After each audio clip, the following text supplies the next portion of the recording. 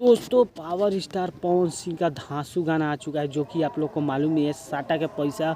और दोस्तों इस गाने से विरोधियों लोग को क्या होता होगा ये तो आप ही लोग को मालूम होगा कि इस गाने से कितने लोगों को क्या होता होगा दोस्तों, क्योंकि इतना ट्रेंडिंग में ही ये गाना आ चुका है कि दोस्तों विरोधियों लोग को तो अब नींद नहीं लगेगा। क्योंकि दोस्तों पावर स्टार पवन सिंह का इतना धांसू गाना है जो कि 5 घंटे में दोस्तों 4 लाख व्यूज़ और लाइक की बात किया जाए तो 81,000 लाइक्स हो चुके हैं। और दोस्तों खूब से खूब देखिएगा, शाम तक मिलियन से ऊपर क्रॉस कर जाएगा ये गाना। क्योंकि दोस्तों भोजपुरी के शेर पावर स्टार पवन सिंह का जो कि ये गाना दोस्तों बहुत धांसू है, जो कि शुभ लाभ फिल्म से गाना आया है दोस्तों, और काफ़ी ज़्यादा मार्केट में अच्छा नाम कमा रहा है। क्योंकि शिल्पी राज भी है इस गाने में, और पावर स्टार पवन सिंह जो कि पहला सॉन्ग है शिल्पी राज के साथ, जो कि बहुत ही गर्दा साबित हो चुका है दोस्तों।